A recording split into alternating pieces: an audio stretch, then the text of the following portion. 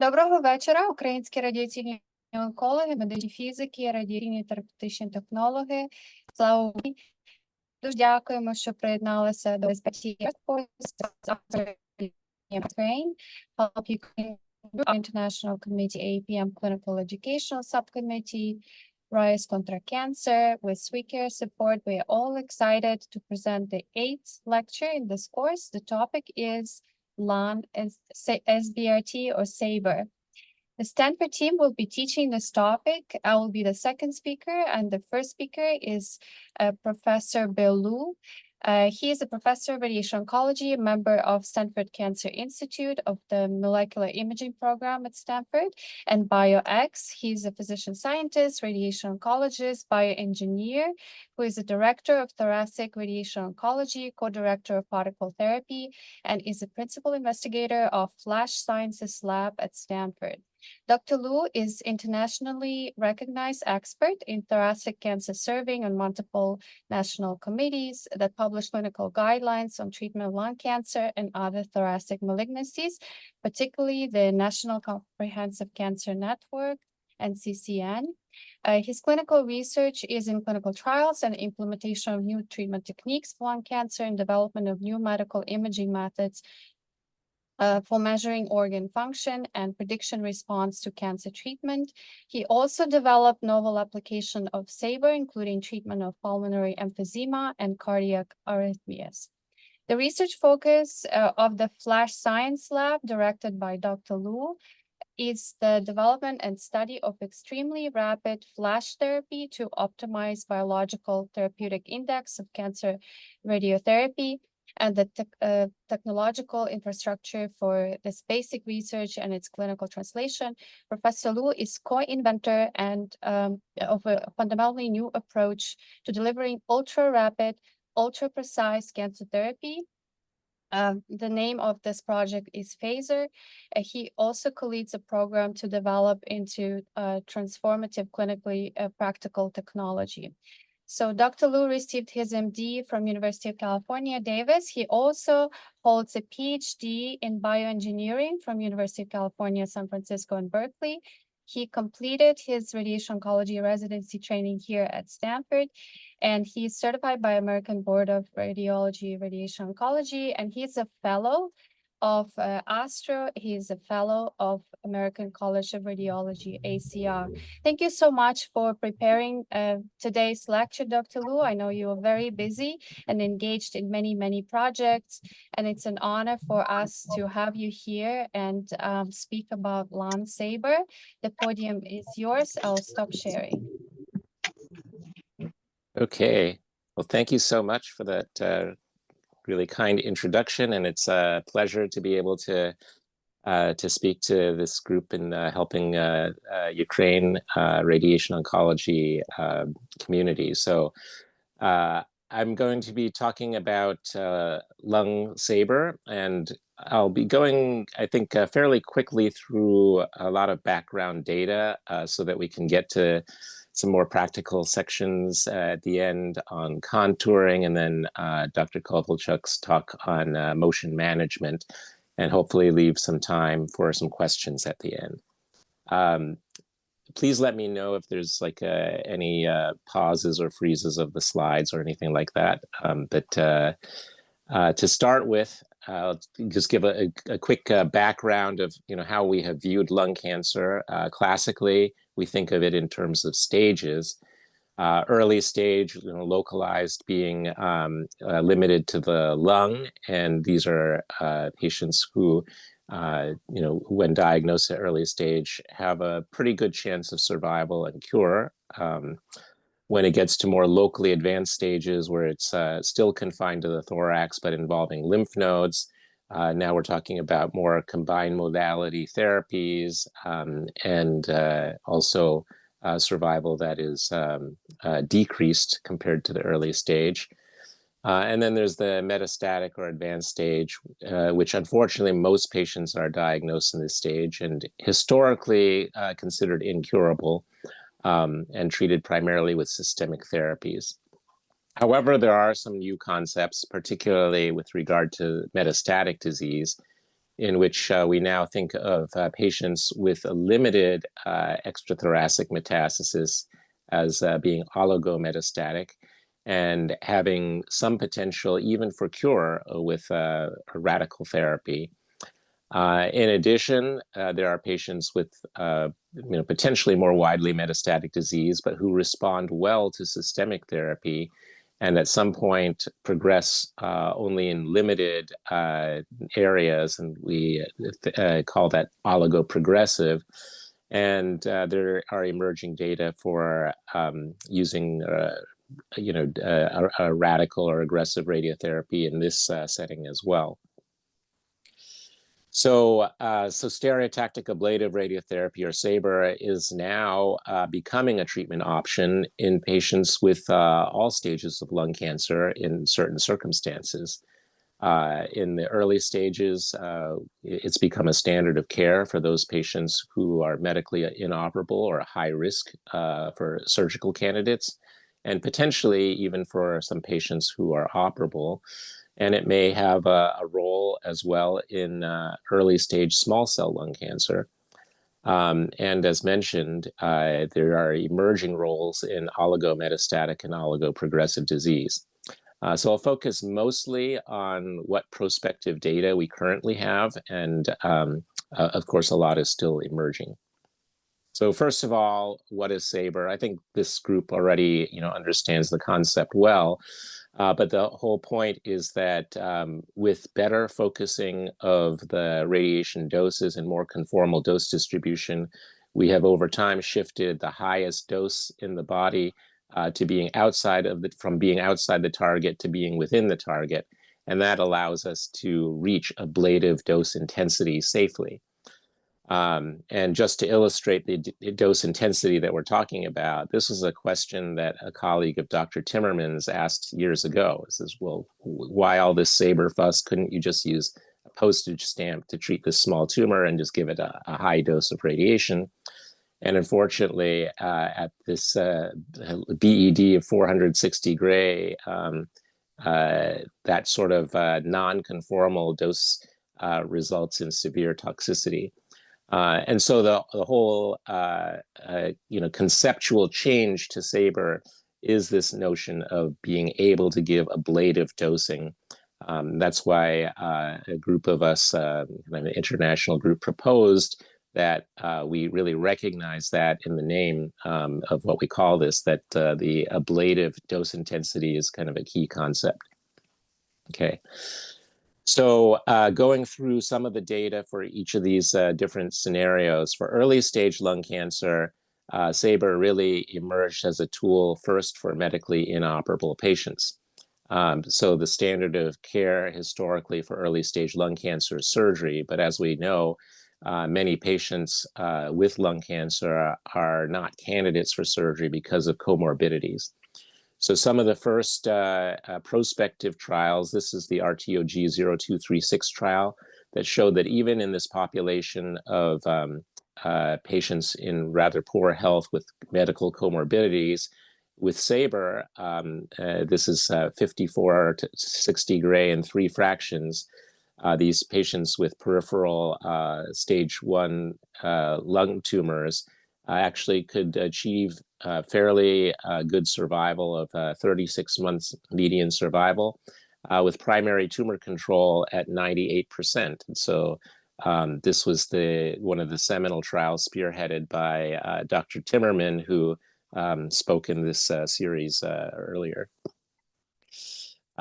Similarly, a cooperative group study from the Nordic countries showed consistent results. And so again, what we see is that the 3-year survival rates of nearly 60%, 3-year local control of nearly 90%, very consistent. And then the Japanese cooperative oncology group also found very similar results in these medically inoperable patients.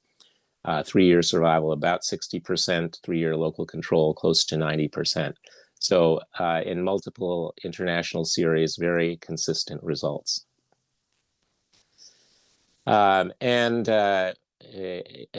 for these medically inoperable patients, we now have a couple of randomized trials comparing SABR to conventionally fractionated radiotherapy, finding that SABR was favored from the standpoint of quality of life because of the lower burden of treatment duration on the patients. And in the Chisel trial from Australia, demonstrated improved overall survival and tumor control with SABR compared to more standard dose conventionally fractionated radiotherapy. So that brings us to the question of, what about patients who potentially could have surgery? How does SABR compare? Here we have some data from cooperative groups from the RTOG as well as from the JCOG, showing in terms of overall survival, these are patients who could have had surgery, so this is operable stage 1, but chose on clinical trial to have SABR. And what we see now is, rather than the 60% 3-year overall survival, we see about 77% in both of these cooperative group trials, reflecting the healthier patient population. And in fact, there were a couple of randomized trials initiated, the STARS and the Roselle trials, neither of which completed, but when their data were pooled for analysis, interestingly, the 3-year overall survival, this was a comparison against surgery, was actually superior for SABR at 95% compared to 79% for surgery. Again, this was kind of a pooled analysis of incomplete trials, which has its own limitations. The MD Anderson group did an expanded cohort comparing SABR with, this is not randomized, but comparing it against a cohort of patients treated with video-assisted thoracoscopic surgery at their expert center, and found that the results held up. In this case, the 3-year overall survival was over 90% in both the surgical and the SABR groups, and 5-year overall survival exceeding 85%. So just to compare, against the benchmark, the ACOSOG Z30 trial was a randomized trial, a surgical study comparing lymph node dissection techniques. But really, it's useful as a benchmark for what outcomes do we expect from surgery in a very high-quality clinical trial. And what we see here is the 3-year overall survival in that trial was 76%. So very comparable to these trials of prospective trials of SABR that I showed earlier. This was a very high-quality surgical study.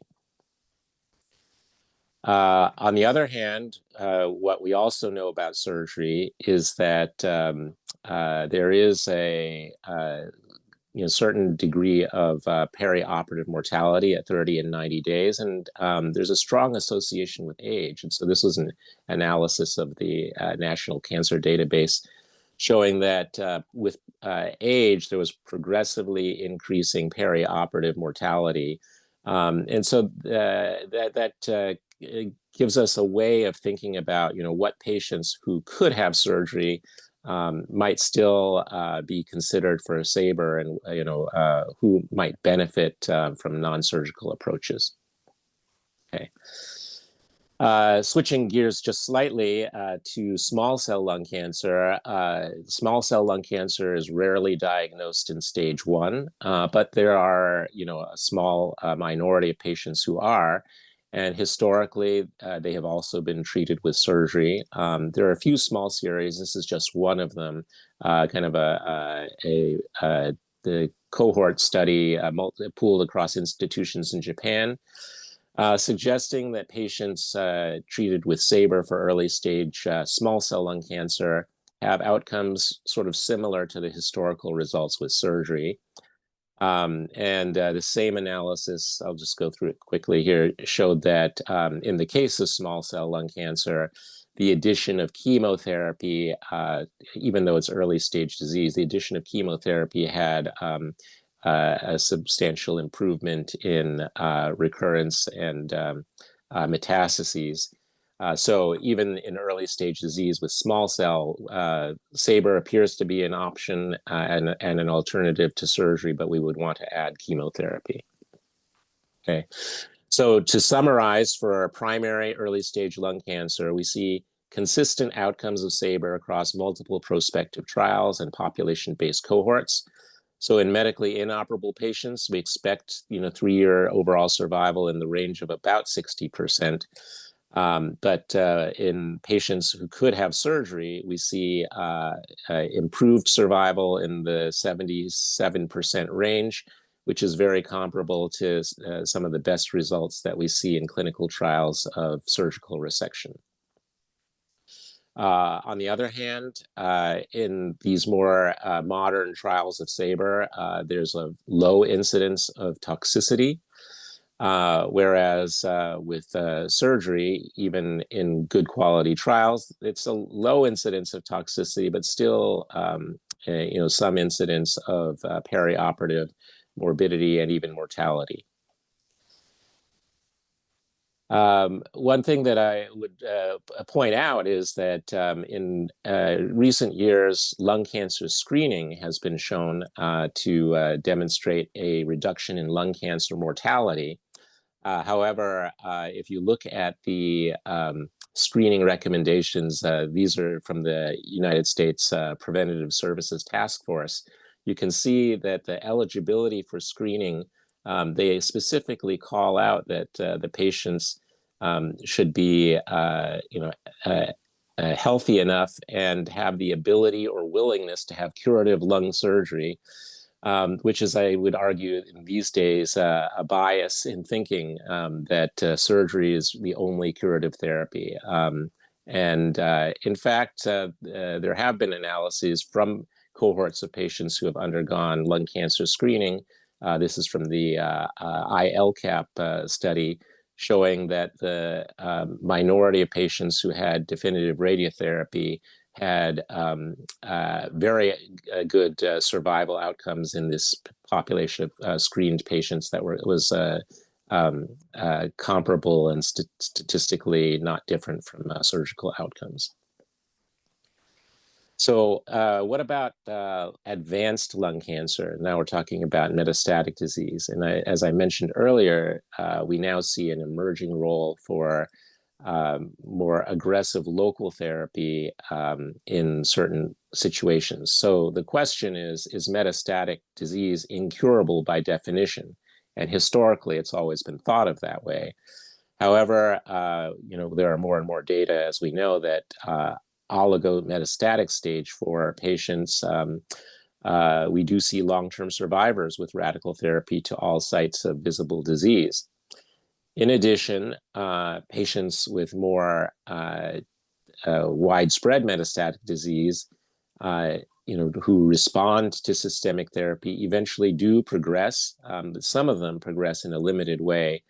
And the idea of local ablative therapy in that scenario is to increase the duration of benefit of a given line of systemic therapy. So maximize the duration that is a given line of drug therapy can still provide benefit, which is an advantage to the patients.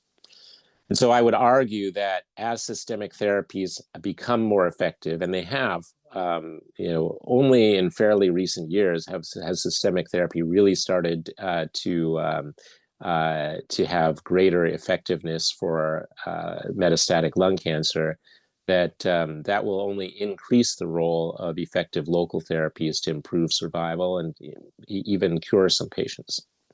And so in metastatic lung cancer, the standard treatment is systemic drugs. And now we have chemotherapy, we have mutation-targeted drugs, and we have immunotherapy. But as radiation can become more focused, we are able to ablate tumors more safely. So again, as we get more effective drug therapy, that increases the potential of better local therapies to achieve cures. So what data do we have? So this is data for systemic therapy in metastatic disease. And what we see in recent years is that the addition of an immune checkpoint inhibitor to standard chemotherapy improves overall survival in metastatic lung cancer. We see that on the left in the Keynote 189 trial. And particularly in patients with a high expression of PD-L1, we see that immunotherapy alone actually is superior to chemotherapy in that subpopulation of patients. And so that has established a new standard of care in terms of the role of immunotherapy. But what about local therapy for metastatic disease? And so a couple of the early randomized trials, these were randomized phase 2 trials conducted by MD Anderson and Memorial Sloan Kettering and others in the Gomez trial, showing that local consolidative therapy, and so this is patients who have limited metastasis, who started with systemic therapy and had a response or at least stable disease, and then received radiotherapy or surgery to the initial or the remaining sites of a tumor. And what they found was that there was a significantly improved progression-free survival. Interestingly, also a decreased development of new metastatic lesions in those patients who had the consolidative local therapy. And a very similar trial conducted at UT Southwestern in Texas showed similar results as well, in this case using SABR as the consolidative therapy. And with more follow-up, both of these trials actually showed a superior overall survival as well for local consolidative therapy. We see that here in the Gomez trial, where local consolidative therapy improved overall survival compared to standard of care maintenance systemic therapy. In another trial, this is the SABR Comet trial by Palma and colleagues. This was across multiple histologies, and this is a different scenario for primarily metachronous oligometastatic disease.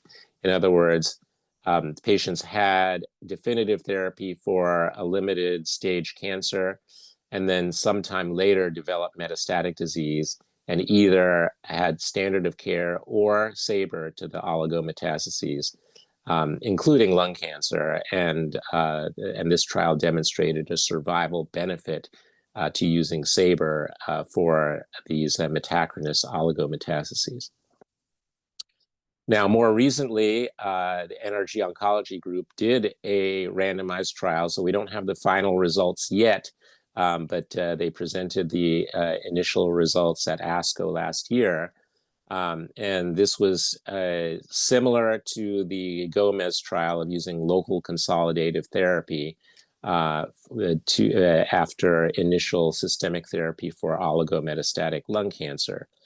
And unfortunately, this trial turned out not to show a benefit of the local consolidative therapy so far for progression-free or overall survival. And an important difference between this trial and the previous Gomez trial was that in this trial, most patients, the large majority, their systemic therapy included immunotherapy, which was not true of the prior trials. And so in patients who are responding to chemo and immunotherapy, it's less clear that the addition of the local consolidative therapy adds on top of that. And so that's something that remains to be fleshed out. We really need to look at what the patterns of recurrence were in these different scenarios, which should be forthcoming with final publication of this. However, there's another setting, which is a common one that we see, at least in my practice, which is patients with driver mutations like EGFR. And in the few trials that I'll show here, these were trials conducted in China. For oligometastatic EGFR mutated lung cancer, the standard of care is a targeted tyrosine kinase inhibitor. And this trial, the SINDUS trial, found that with the addition of SABR, upfront to treat the oligometastases together with the TKI drug, that there was an improvement, a pretty marked improvement in progression-free survival as well as overall survival with early use of SABR.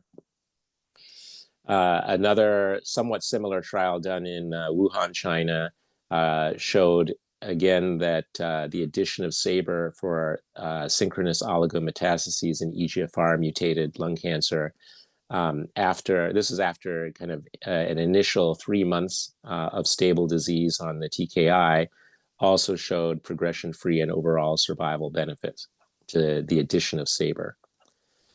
And then a more recent study, this is a slightly different concept. This is using thoracic radiotherapy for patients with metastases to a limited number of organs. And so again, TKI alone versus TKI plus thoracic radiotherapy, showing a survival benefit to the addition of the local therapy, even in metastatic lung cancer with EGFR mutations. And one of the differences of these trials compared to the local consolidative therapy is that the radiotherapy was included essentially as part of the initial therapy, as opposed to late after seeing a response to the initial systemic therapy only. Okay. What about oligoprogressive cancer? So again, these are patients with potentially more widespread metastatic disease, but who respond initially well to systemic therapy and then had limited sites of progression. So this is the CURB trial that was led by Jillian Tsai, who was at Memorial Sloan Kettering at the time, and incorporated 2 populations of patients, those with oligoprogressive breast cancer and oligoprogressive lung cancer, and found that the addition of SABR to the oligoprogressive sites provided a progression-free survival benefit to patients with lung cancer, but not with breast cancer.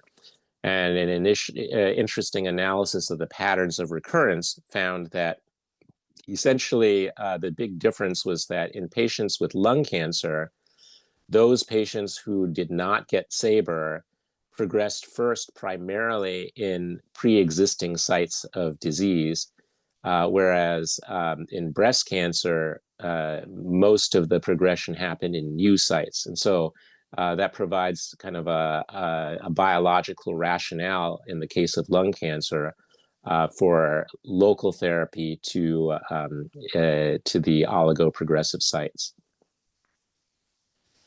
There are some data for potential synergy between SABR and immunotherapy for lung cancer. So this was a trial or kind of a pooled analysis of trials showing that there are, in fact, data for abscopal effects with immunotherapy and radiotherapy. So these were patients with metastatic lung cancer being treated with pembrolizumab. And some of the patients were randomized to treating a small number, I think 1 or 2 lesions. So not all metastatic sites, but just a few tumors, finding that in the unirradiated tumors, there was an increased response in those patients who had the radiotherapy compared to patients getting immunotherapy alone. So this isn't, sort of the more dramatic version of abscopal effects that we like to think of, where you treat one tumor and everything disappears. It's a more subtle effect, but it does appear to be real, that there is a response in tumors, even unirradiated tumors, in the combination of radiation and immunotherapy. And then there's this MD Anderson iSABR trial where pembrolizumab was added in randomized fashion to patients who had SABR for early stage lung cancer or isolated recurrences of lung cancer in the lung. finding that the addition of the immunotherapy provided a event-free survival advantage. So there are still ongoing phase 3 trials testing this concept. And so we'll see how that turns out. But these are some interesting initial data. It seems likely that there should be some patient selection, and not all patients with early stage lung cancer will necessarily benefit from the addition of immunotherapy. But it seems like there is an effect here. Okay. So this takes us to kind of a question. In randomized trials for EGFR mutated oligometastatic lung cancer, definitive local therapy has been shown to improve progression-free survival only, but non-significantly or statistically significantly, or both progression-free and overall survival, non-significantly or statistically significantly.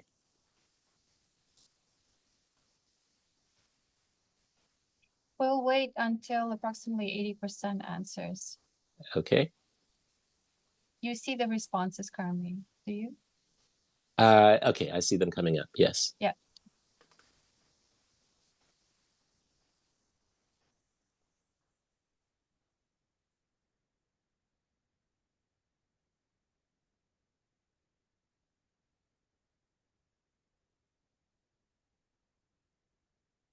So we need a little bit more.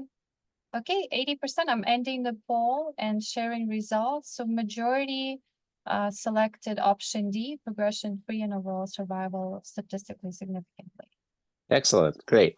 So that is in fact the data that I showed earlier. So thank you all for participating and paying attention to the presentation.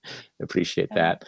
One thing that I should clarify is that those studies that I showed using EGFR TKIs and radiation, those were studies using earlier generation TKIs.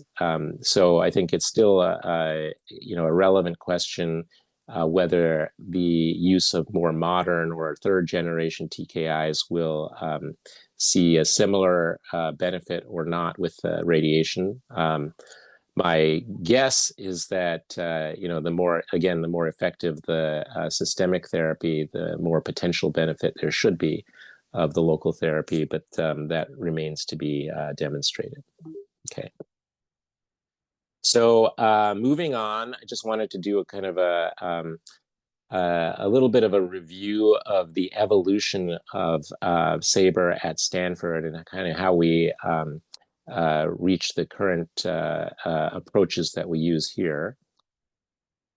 And so our experience goes back to the late 1990s when we started our first prospective clinical trial of SABR.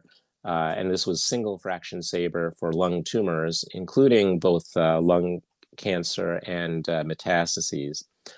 What one of the post hoc analyses that we did was we found that in these single fractions of up to 25 to 30 gray, we had excellent local control in tumors of smaller volume, but larger tumor volumes, particularly over 12 cc's gross tumor volume, these single fraction regimens were inadequate.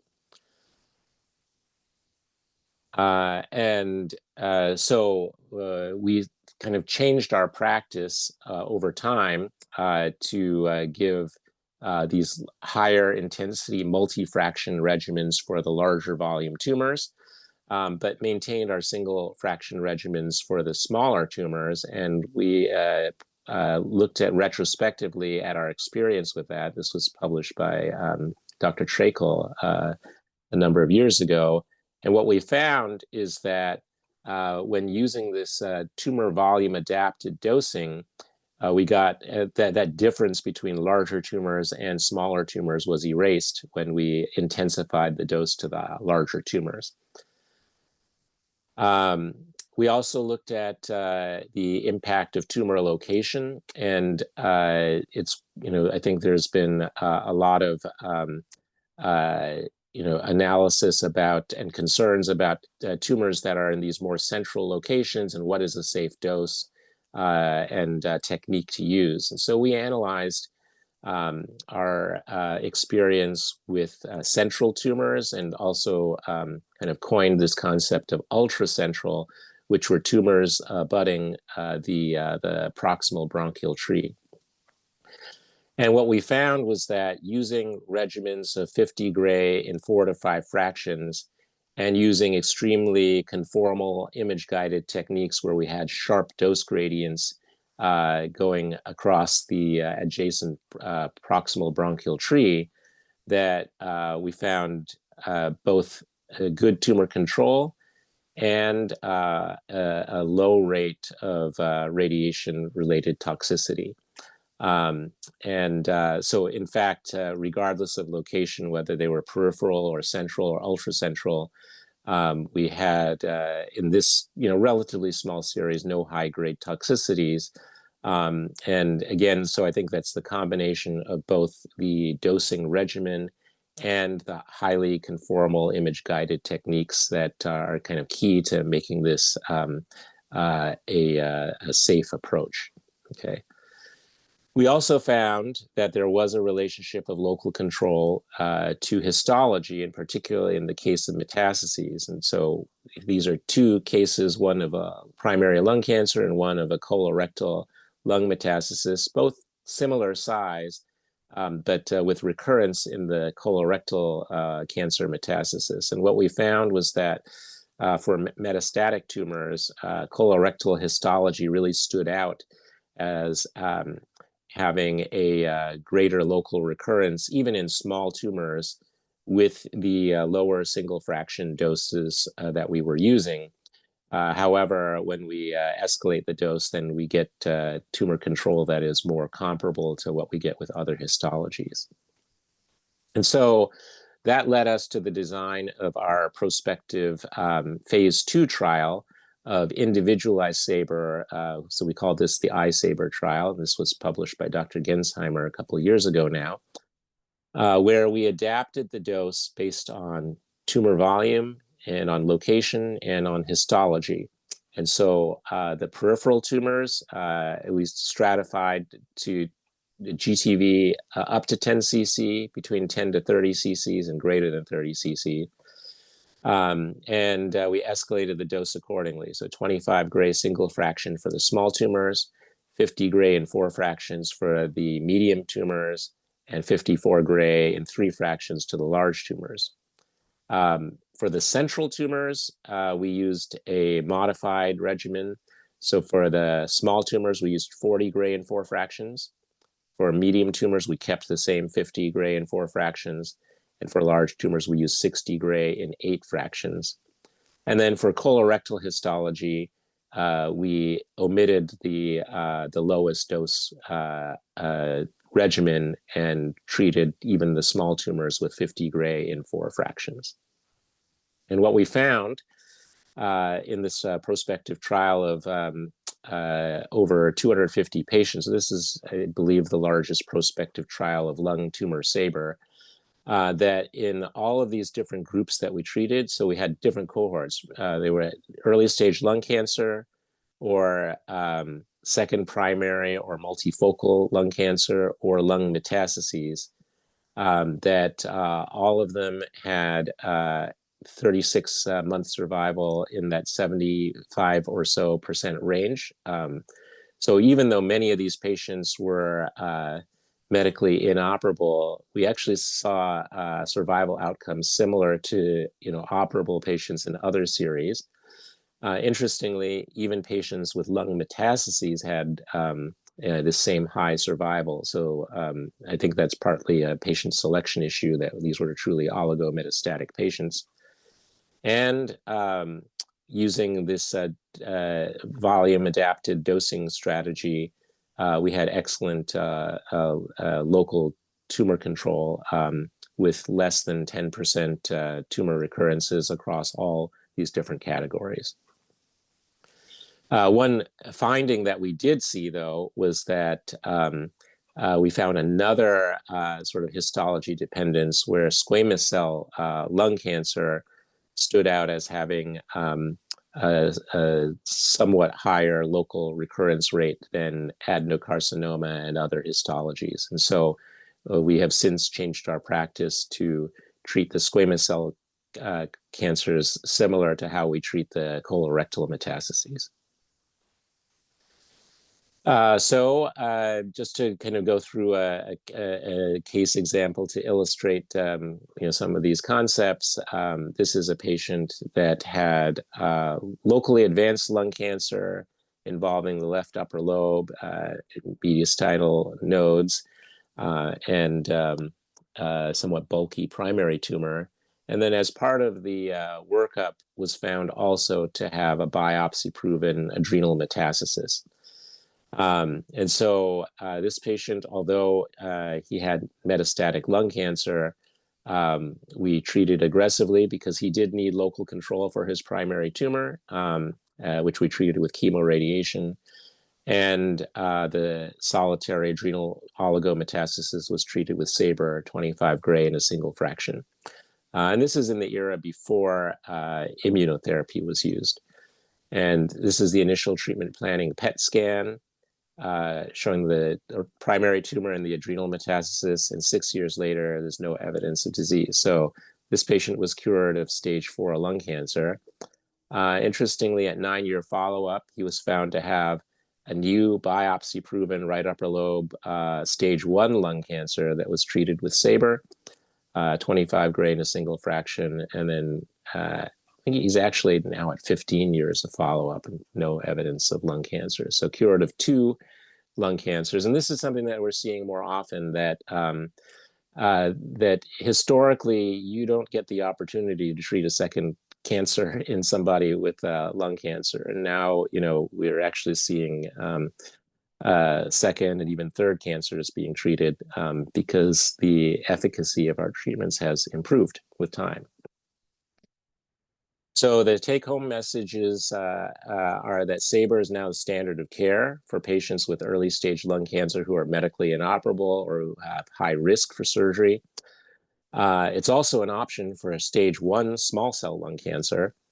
It may improve survival in patients with oligometastatic or oligoprogressive lung cancer, and some of these patients can even be cured. And we're seeing, more and more combinations with molecular targeted drugs and immunotherapy, and that's only going to evolve further. So SABR has become a paradigm shift in the treatment of lung cancer, and as I mentioned, is now applicable in selected patients with all stages of lung cancer. So the second question here is, based on clinical studies, which of the following factors are prognostic for local recurrence after SABR for lung tumors? Breast cancer histology, SUV on the PET scan, tumor volume, or an ERCC1 or 2 mutation?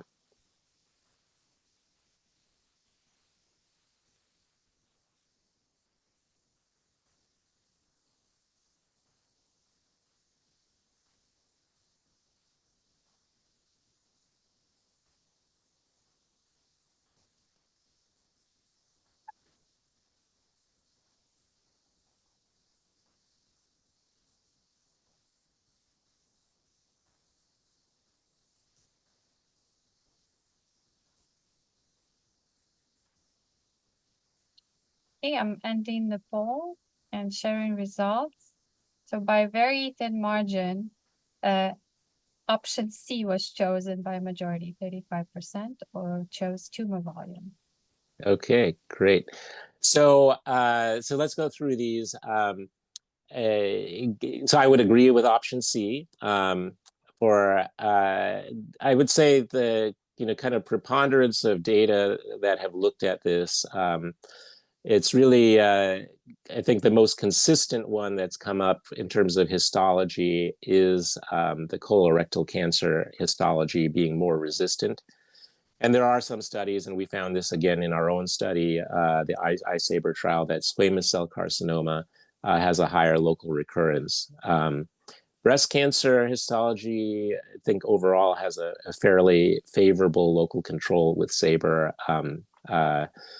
But as mentioned before, in that particular trial of oligoprogressive disease, it didn't help with overall survival, primarily because of development of new lesions.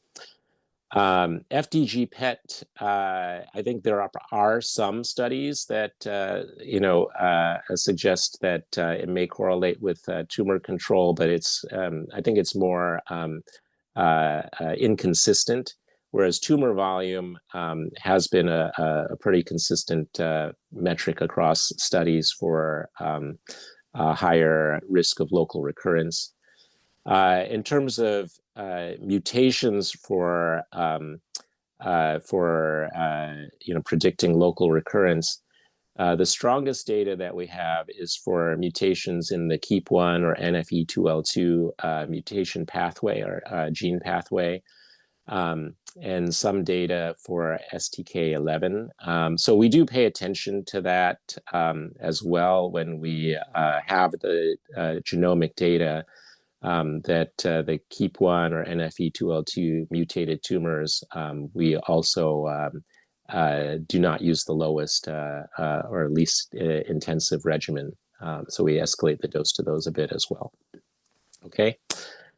All right. And then in the last section, I just wanted to spend a few minutes going over some contouring principles. And actually, I would say for SABR, it's relatively simpler than with more advanced lung cancer. Oops, let's see. Okay, so just a few kind of pointers, okay?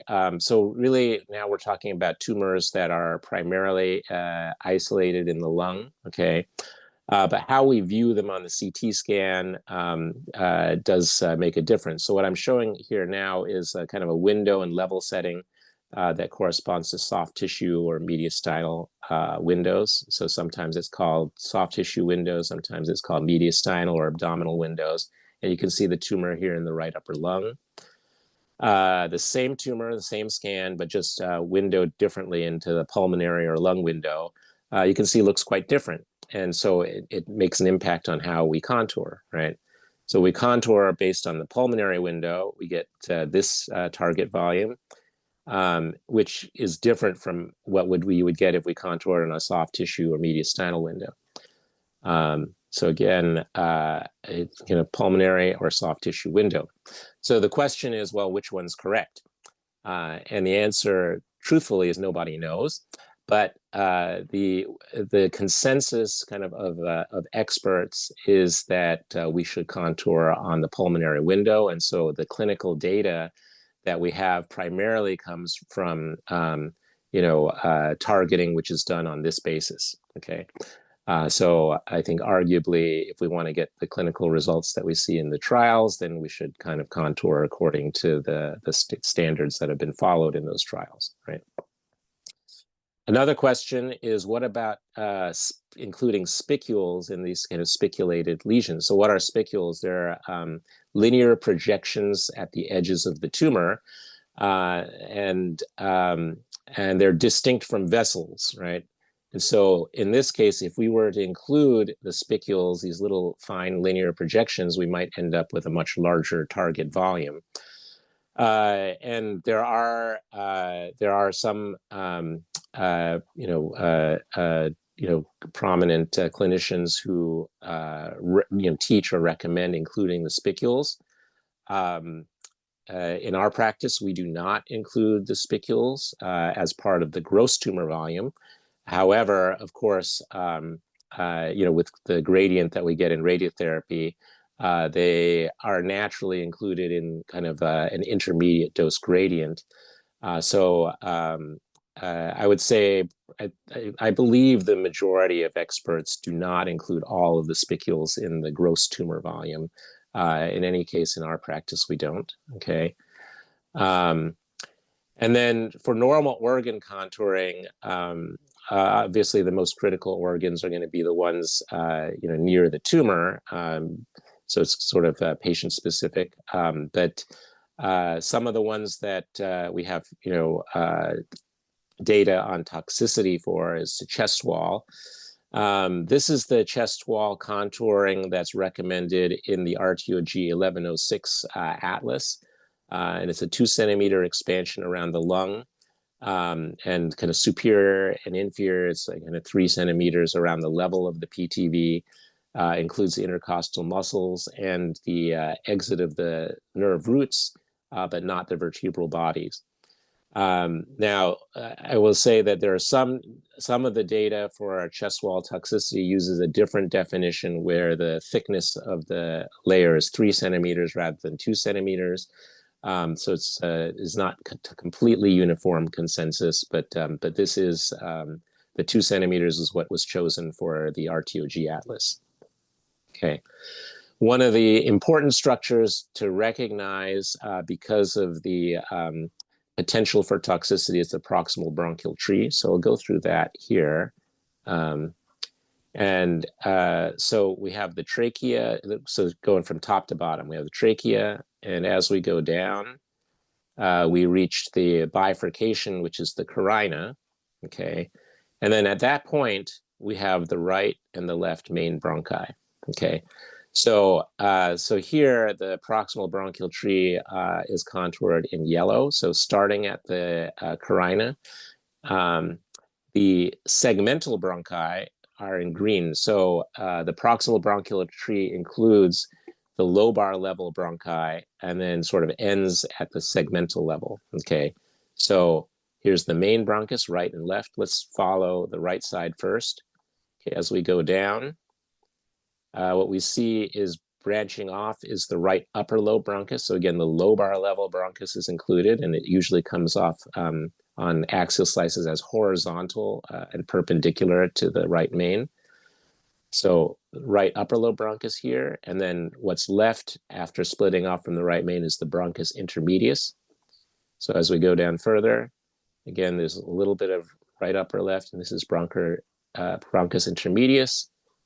And then eventually bronchus intermedius bifurcates, and then we get right middle lobe and right lower lobe bronchi. And they continue until they divide again and become segmental bronchi. Okay. On the left side, let's go back up here. This is left main bronchus.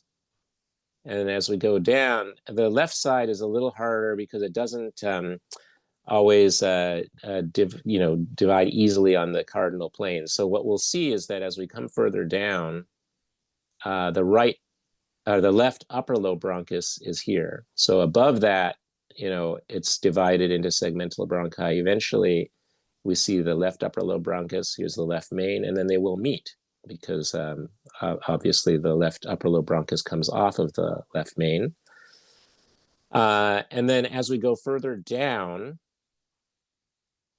this looks kind of like the continuation of the left upper lobe bronchus, but it's in the wrong direction. We're heading downward. So really, this is a branch of the left upper lobe bronchus. It's the lingular bronchus. And the lingular bronchus, even though it's not strictly a formal, going to a formal lobe, it's kind of equivalent to the middle lobe bronchus on the right side. So we include the lingular bronchus as part of the proximal bronchial tree. And then dividing off below that is the lower lobe, left lower lobe bronchus. Okay. So that's the proximal bronchial tree. And so we sort of use that in our definitions of central versus peripheral tumors. Okay. Spinal cord is fairly straightforward, and usually, auto contouring takes care of it. Usually we're contouring actually the bony limits of the spinal canal, which is easier to see on CT than the actual cord itself, and gives us a little bit of actual PRV. And then the other important thoracic structure is the esophagus.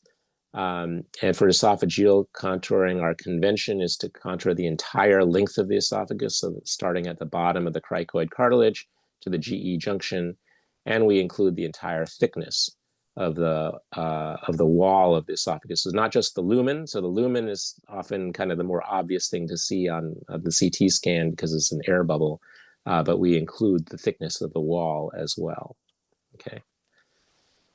So I went through a lot of material pretty quickly and wanted to leave some time for Dr. Kovalchuk's presentation on motion management and hopefully leave some time for questions as well. And I wanted to thank many contributors to our thoracic oncology clinical team at Stanford, especially our thoracic radiation oncology service. Excellent. Thank you so much. That was such a great overview of clinical trials and also very practical, useful tips for contouring. Thank you, Bill. All right. Okay, I will start sharing.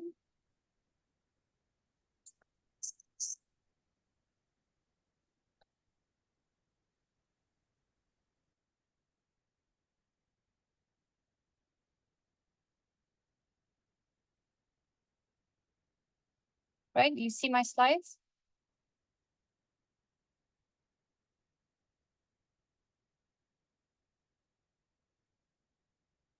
All right, everyone. So I will go over the motion management, simulation, planning.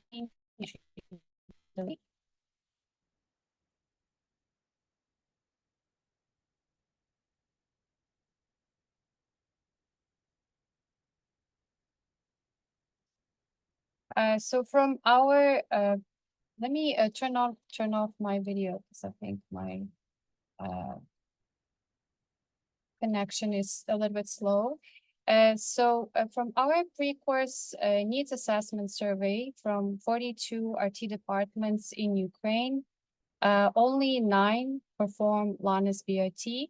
And one of the biggest barriers that was mentioned in the survey was lack of motion management equipment software. So I decided, even though Lori already talked about motion management in the 3rd lecture of this course, I will just briefly mention this again.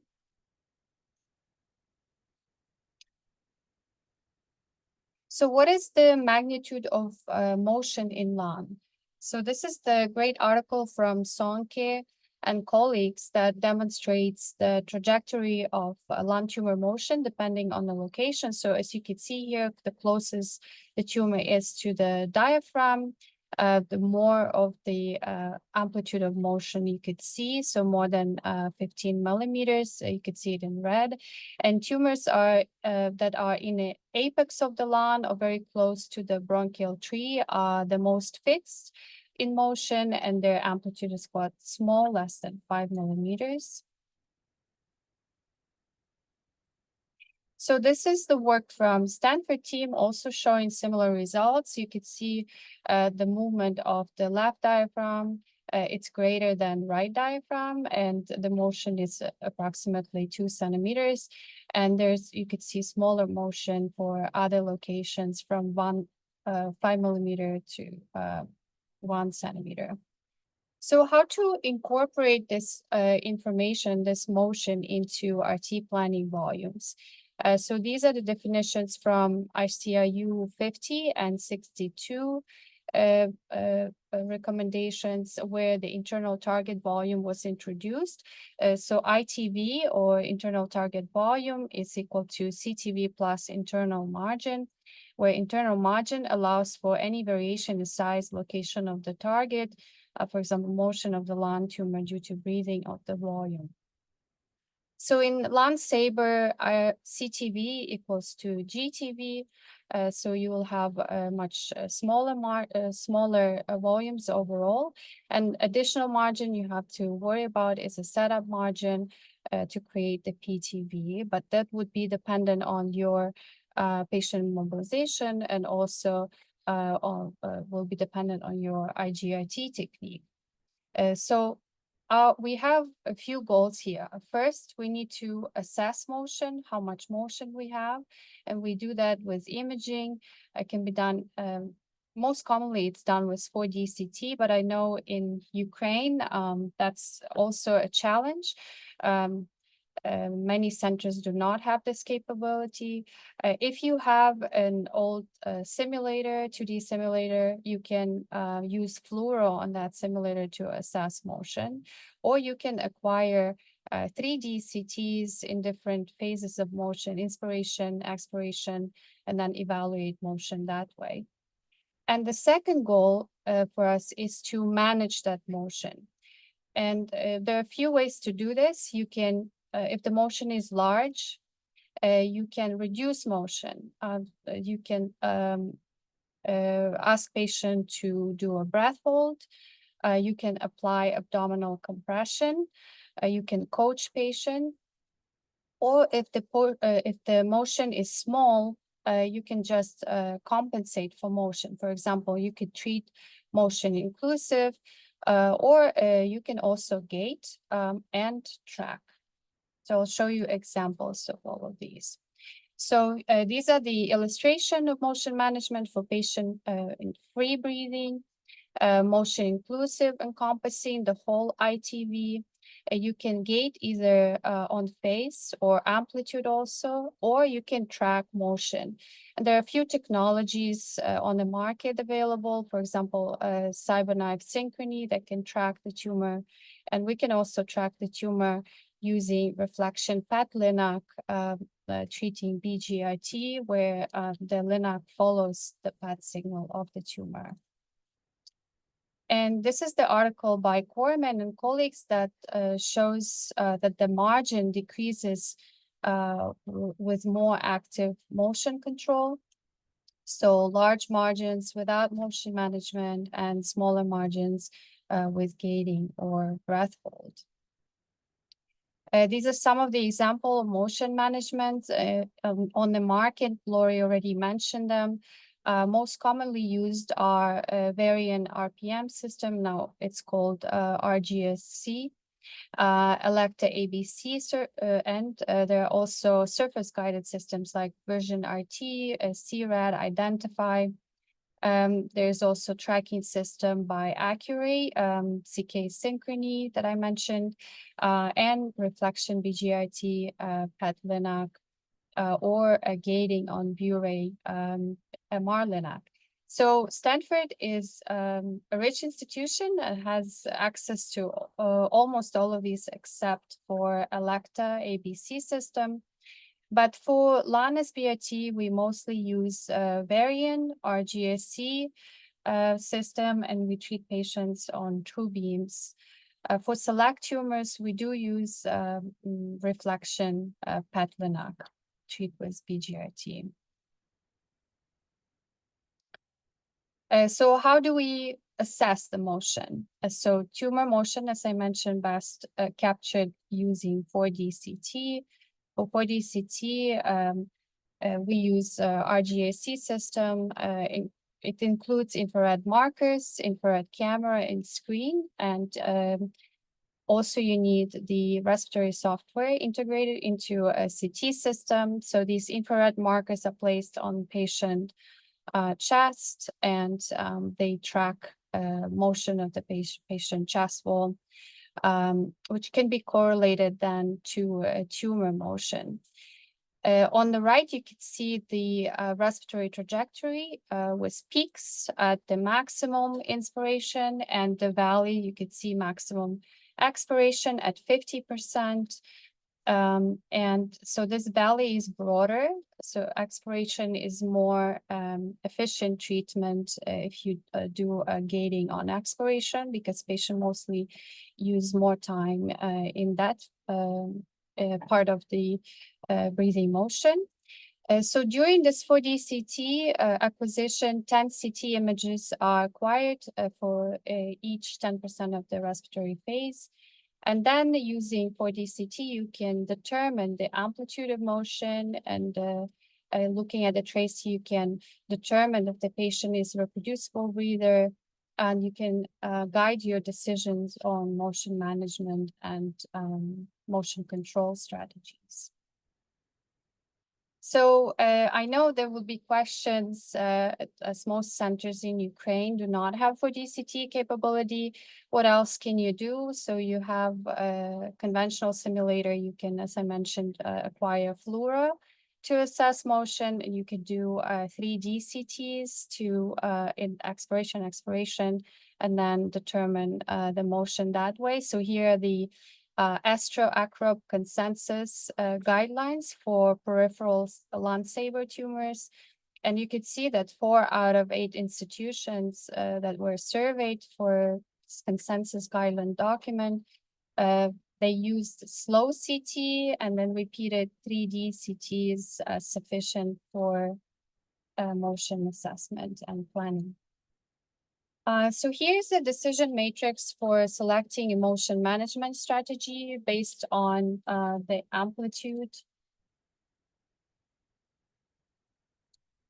So if your patient has a very minimal motion, typically we use motion inclusive treatments. If the patient is a bad breather, you can exclude extremes. To avoid patient taking deep breaths or deep exhales. If the patient has larger tumor motion and the patient is also a reproducible breather and the quality of your 4D CT is quite good, then you can ask patient, coach patient to take a deep breath and hold the breath and treat patient that way. Or you can also gate on amplitude. Amplitude gated on expiration. If the patient is a bad breather, one option I think would be quite good for Ukraine. We don't use it here at Stanford, but can be abdominal compression. And so that's quite an inexpensive option to limit patient motion. And if the patient cannot follow instructions, cannot hold a breath, and you don't have the capability to do a breath hold, you can use the abdominal compression that way. So here's a great overview what's been done at Stanford. You can see the graph from the paper in review currently in Red Journal. On evaluating motion management strategies for more than 277 lung-saver tumors treated here. So there's a lot of data. And you could see that the median motion for motion inclusive was around 4 millimeters, 5 millimeters. And for IBH for inspiration breath hold was around 1.5 or 1.4 centimeters. And extra gating, the median motion around was around 1 centimeter. So this is the example of motion inclusive and motion inclusive excluding extreme breath. So this is one of the options you can use for patients that do not have very reproducible breathing trace. You can exclude extreme inhales and exhales. So that's typically used for smaller motion of tumors. So for larger tumor motion, we can gate. There are 2 ways to do this. You can either do phase gating or amplitude gating, and Laurie greatly covered this in his lecture. So here you could see the gating on expiration, 30 to 70% is appropriate. And as he mentioned, so phase gating is calculated from a previous breathing cycle. So if you have a patient who does not really have a consistent reproducible breathing, you might get errors in gating, like you could see here. So to avoid this, we typically use amplitude gating. And for example, here you could see amplitude gating and expiration. It could achieve same effect, but it works better for patients who are less compliant. And you can set these amplitude thresholds based on the fluoro.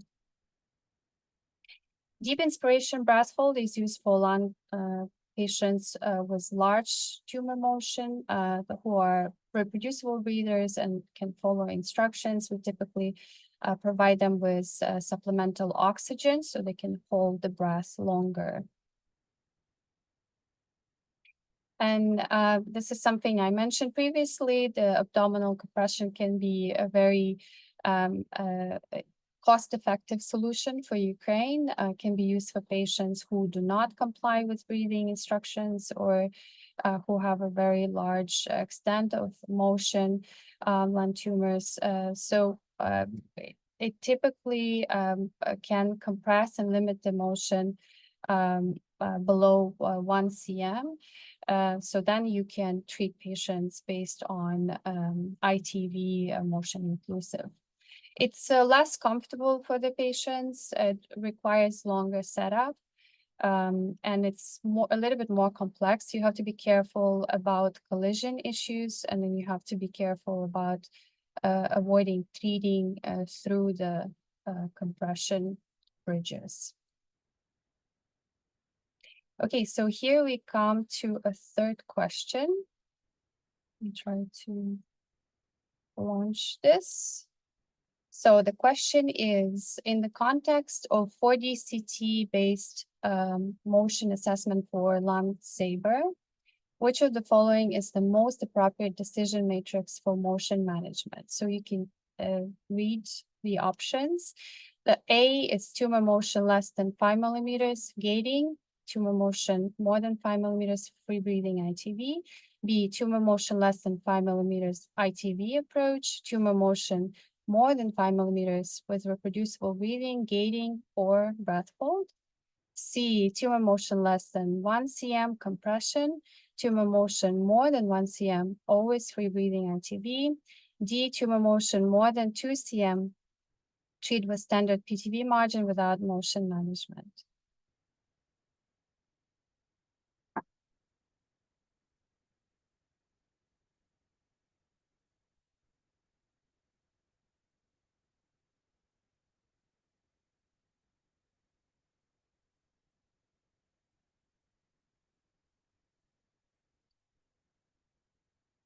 Excellent. I see a lot of you answered already. The majority, almost 70%, answered B, which is the correct answer. Tumor motion less than 5 millimeters. We use ITV approach usually, and for larger tumor motion more than 5 millimeters with reproducible breathing, gating, or breath hold. Excellent. Thank you. Thank you for participation and answering. Okay, let's go through the process of LangSaber from treatment to simulation. So we'll begin with simulation. For simulation, we acquire 4D CT. In addition, we acquire inspiration breath hold scan, expiration breath hold scan, and we also do a PET CT for all our thoracic cancer patients. Patient is in head first supine position, sometimes on wingboard with arms up if it can be tolerated, or arms down in the mask, depending on location. We treat upper lung, lower lung.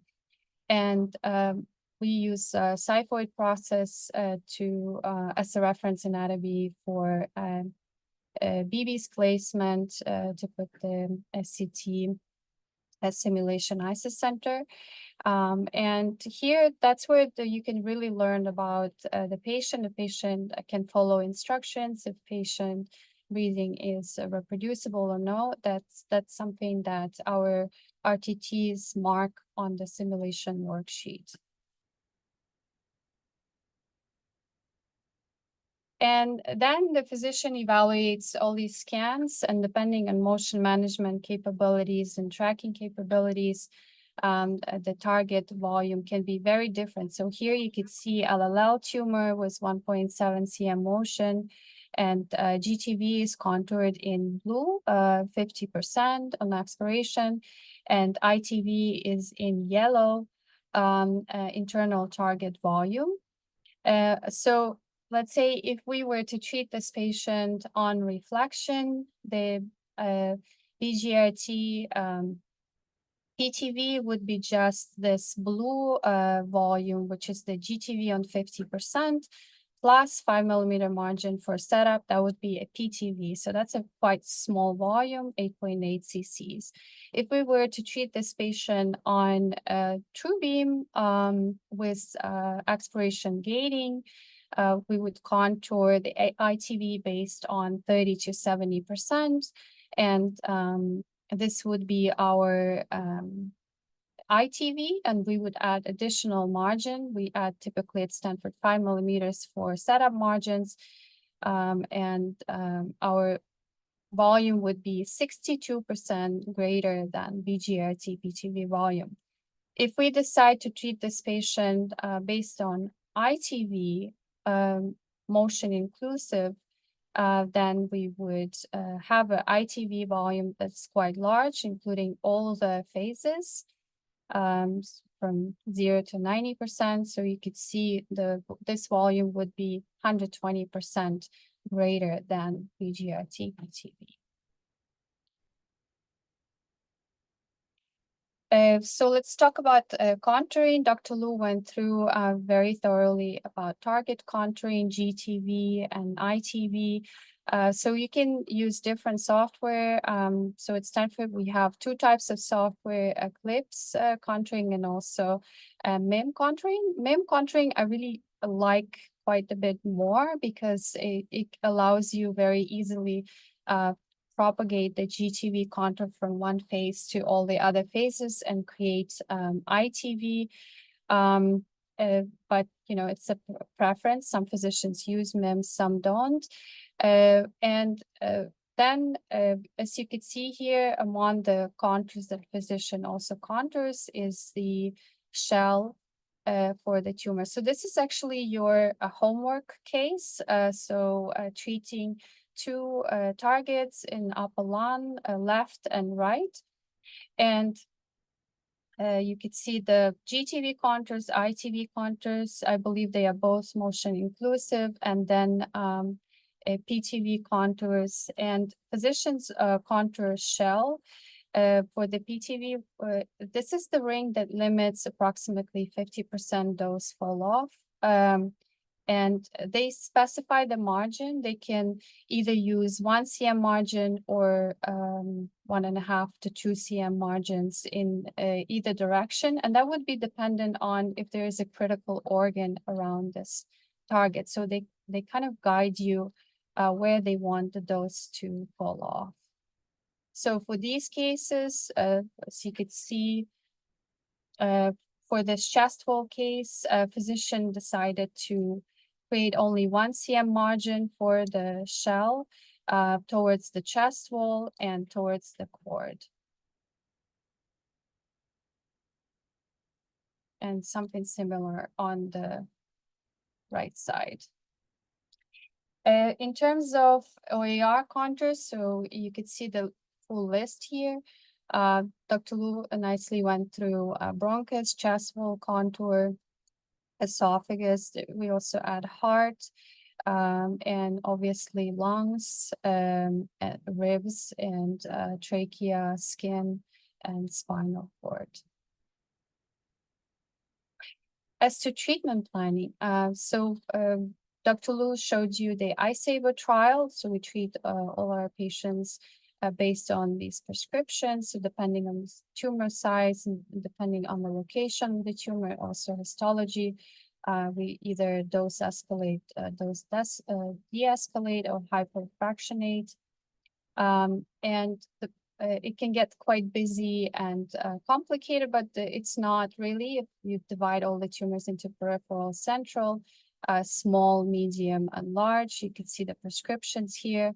Typically, we ask for maximum dose to be greater than 120%, and it has to be centered in GTV. Conformity indices, typically we achieve around 1, the index of 1, but here we specify ideal less than 1.2, required less than 1.5. And this is actually the requirements for maximum dose in the shell. So this is that shell that physician builds around the PTV for the dose to fall off. And typically we require, most of our patients are peripheral small tumors. The ideal is less than 55% to the shell. This is also a busy slide with all the constraints. I just included this for your reference, but the major theme is ALARA for OERs that are in close proximity to the target. And for the OERs that are overlapping with the target, especially in central lesions, the max dose to these OAR should be always less than 1 or 5% of prescription. So you do not underdose, but keep the hotspots out. The exception is the chest wall. Many of the peripheral tumors would exceed the constraint of 1 or 5%. It's quite challenging to get it to that level. So maximum dose, we ask for less than 110% of prescription to your chest wall. Brachial plexus probably would be one of the exclusions here. So to avoid brachial plexopathy, it's one of the critical organs. Sometimes we undercover the target to avoid the hotspots in the brachial plexus. So this is the treatment planning technique. Usually try to minimize the time the patient needs to spend on the table. It's a very important factor since we deliver very high doses per fraction, and treatment must be delivered quickly because if we use gating or breath hold, we need to really hurry up. So we typically use single coplanar SRS arc, avoiding entrance through contralateral lung. The isocenter is placed in GTV. So this is the plans. These are the plans from your homework. So you could see one in the left apollon tumor and one in the right apollon tumor. We use the energy that has the highest dose rate. So we use 10x FFF with the dose rate 2400 mU per minute, just to keep the treatment short. You have to use accurate dose algorithm. In our case, we use Eclipse, so we use Accurus, but Monte Carlo if you use Electa, and fine dose grid, because these tumors are quite small, so you need to have a high dose grid resolution. Typically, we use less than 1.5 millimeter dose grid for these cases. And the hotspots are high, so you need to get used to this very high ablative dose distribution inside the GTV, and nice sharp fall off around the GTV and around the PTV. So the typical hotspots that we see in our plants, 135%, 145%. Why do we need to use Accurus or Monte Carlo? These are so-called type C algorithms that are used for dose calculation. Superposition convolution algorithm type B, they do not sufficiently account for lateral scatter disequilibrium and transitions between tumor volume and the normal lung mediums. And they typically overestimate the dose. If you look at the blue line here, the AAA, you could see that it quite a bit overestimates the dose at the periphery of the tumor. So you actually will be undercovering if you calculating the dose with AAA. So you need a type C dose calculation Accurus or Monte Carlo. So you could see the measurement done in green nicely overlays with the red, which is Accurus dose calculation. And that's also was demonstrated by this in this paper by Zhu and colleagues, that typically if you use type B dose calculation, you undercover the PTV targets. Here are some tips and tricks for planning to minimize the MU, because we want to minimize the treatment time and minimize the modulation, make it a little bit more simple.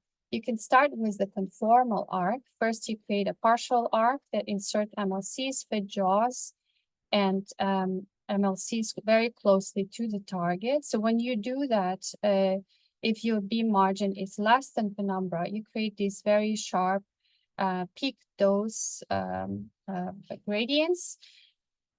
So you ablate the tumor and you also spare critical organs around the tumor. And so you typically start with conformal arc, and then you calculate the dose, and you continue optimizing to modulate a little bit more. And this method minimizes modulation, number of MUs, which is really critical for efficient delivery with gating or breath hold.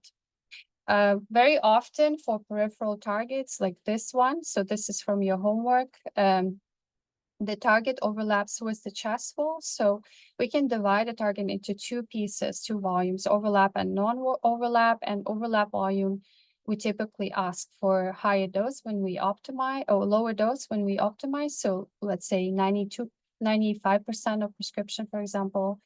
And this lowers the dose to the chest wall. And so here you can also see the shell brain typically used to control 50-55% spill to maintain dose conformality.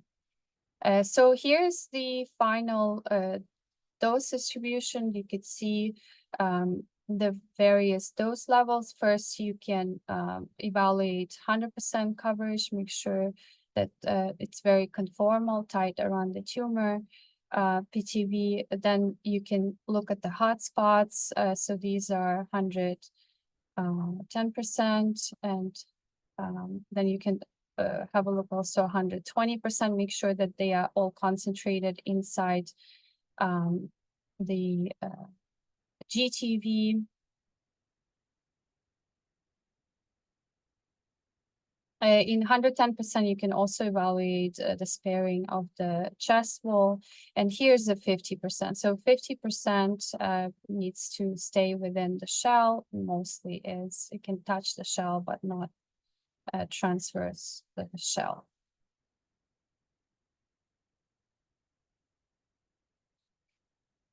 Okay. Our Stanford team, Yang Yang and Peng Dong, they worked on automating treatment planning for LonSaber. They created automated solution for generating first these 3D conformal arcs and then optimizing Saber plans based on these 3D conformal arcs. And so you could see the results of the comparison of their study. So you could see that the MU per dose ratio is lower with AutoPlan because they use 3D conformal arc as a start. And otherwise, the plans are quite comparable in quality, but they are automated, so they save a lot of time. Okay, so we come into this fourth question that we have in our lecture. So the question is, in LonSaber planning, which dose calculation approach is considered most accurate for heterogeneous lung tissue and why? A is type A algorithm, pencil beam. B is type B algorithm, AAA, or collapsed cone convolution superposition. And C is type C algorithm, Accurus, Monte Carlo. I think it's quite easy question. And I hope everyone gets it today.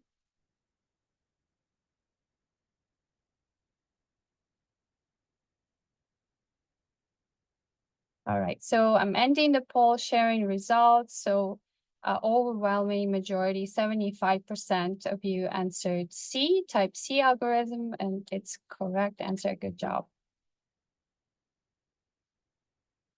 All right. Okay, let's talk about treatment delivery. So this is our IGIT approach for expiration gating, motion inclusive, and breath hold treatments. So first, KVCT is acquired for all of the approaches, and we match on bony anatomy.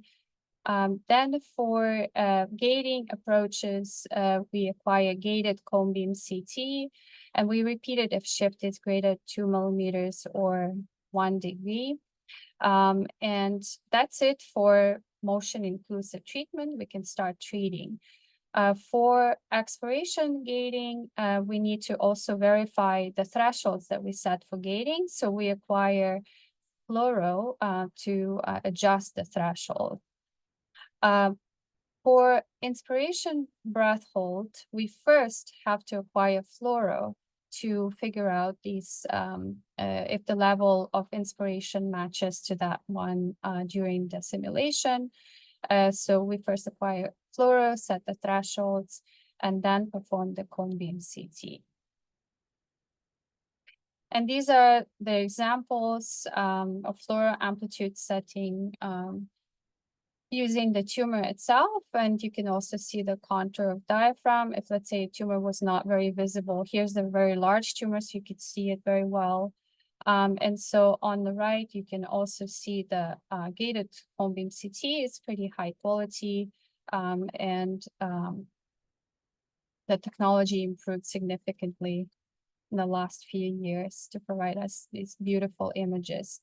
And during the treatment for intrafraction tumor position verification, we use triggered KV images. They are acquired at certain frequency, and typically physician specifies this frequency.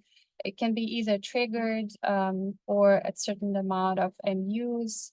If tumor is outside of the predefined positions and margins, the treatment is stopped, and then patient is repositioned. We do a re-imaging or adjust gating windows depending what the situation is, and then we continue treating. And so here you could see those the videos from Dr. Lu. You could see a comparison between two treatment approaches. On the left is expiration gated saver. On the right, it's inspiration breath hold saver. So patient holds the breath for nearly 2 minutes during treatment, and the treatment is over. And I wanted to show you, this is the total treatment times depending on the motion management technique. Again, from this paper in Review in Red Journal. So as you could see here, the IVH takes the longest to deliver, followed by expiration gating, and then motion inclusive. And I wanted to really end on the high note and something for the future. That's something amazing that Dr. Lu is working on. He's working on freezing motion and working on delivering treatments in fraction of a second. So under his leadership, this project is underway to develop the photon flash machine. It's called Phaser. It should be able to deliver ultra high dose rates, more than 40 rate per second. And it showed some promising radiobiological effects in sparing normal tissues and also effectively destroying tumor cells. So increasing this therapeutic ratio, that's something that we're all striving for. And so congrats to Dr. Lu for leading such an amazing project. And we're really looking forward to achievements on this project. And this is the final slide. Thank you everyone for your attention. This is collection of guidelines, papers on Lung Saber that I will provide in an email distribution, the link to all these papers. And you have a homework, a case I showed you in the slides. Please practice contouring and planning, and we will be ready to answer your questions.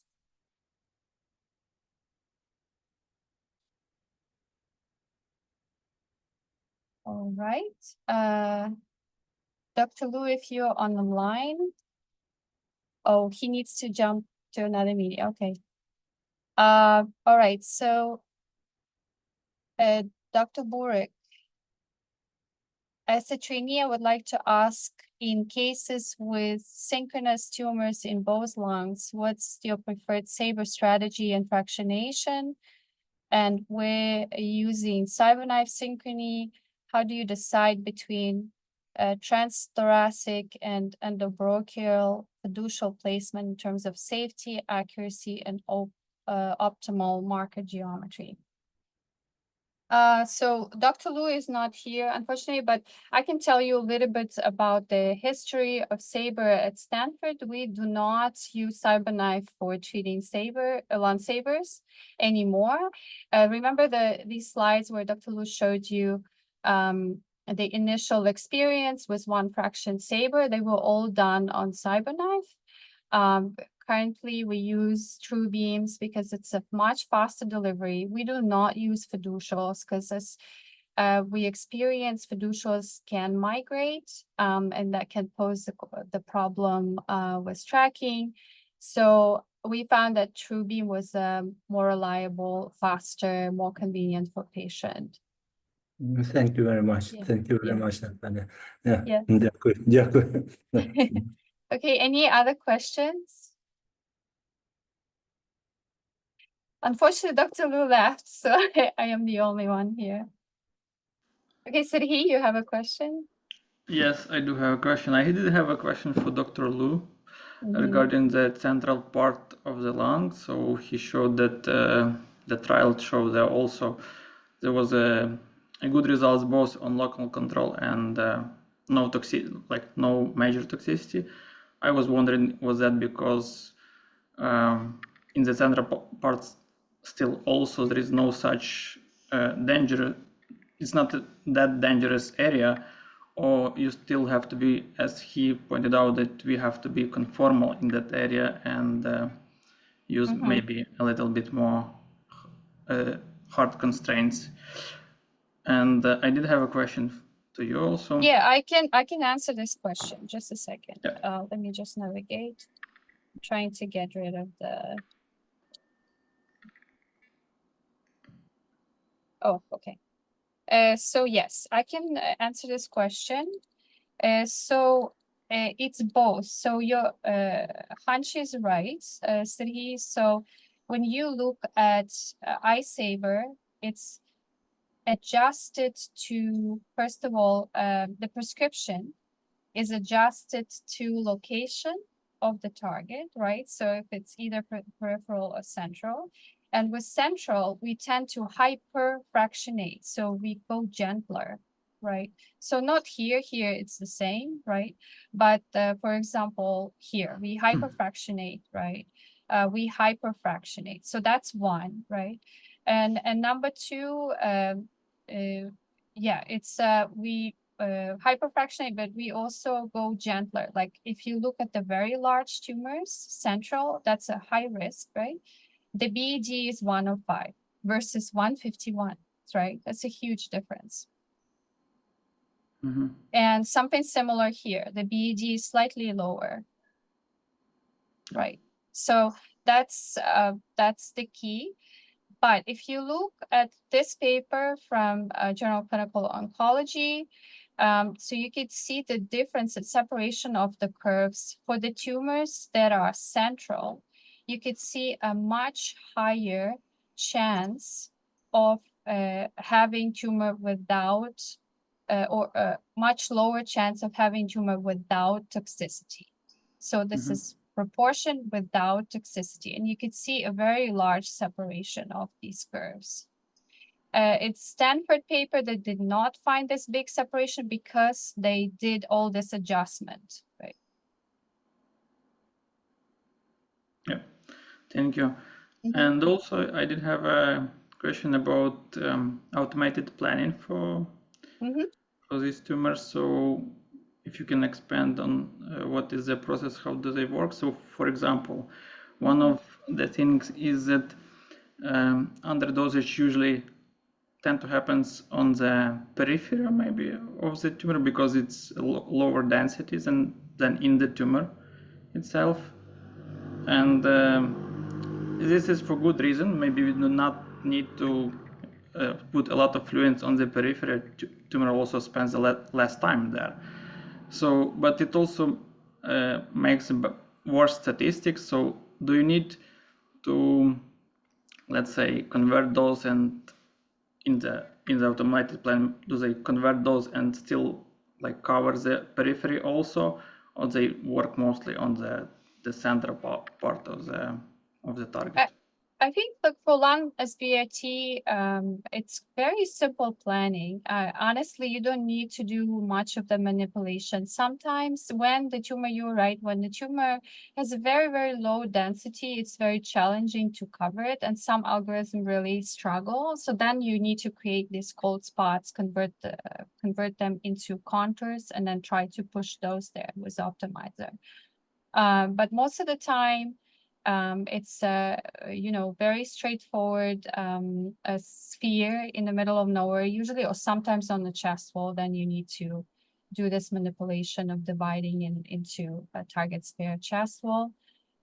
Most of the time, it's just ablates the GTV and nicely folds off around the target. And with this, I think auto planning, it's very straightforward, starting with conformal arc and then slightly modulating.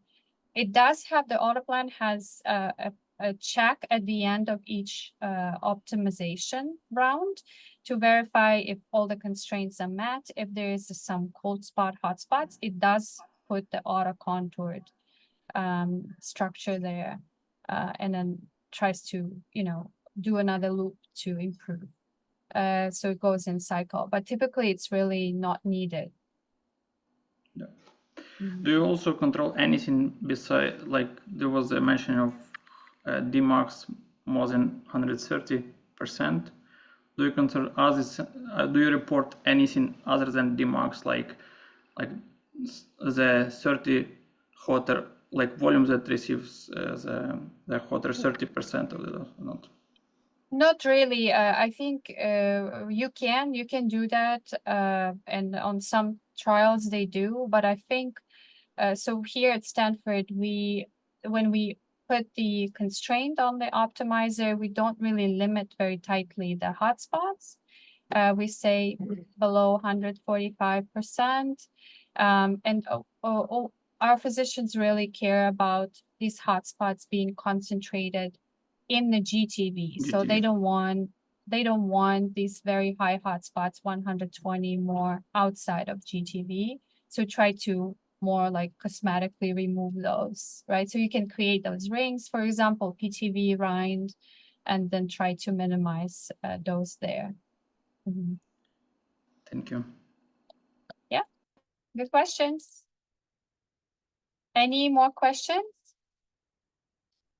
We went over time. I apologize.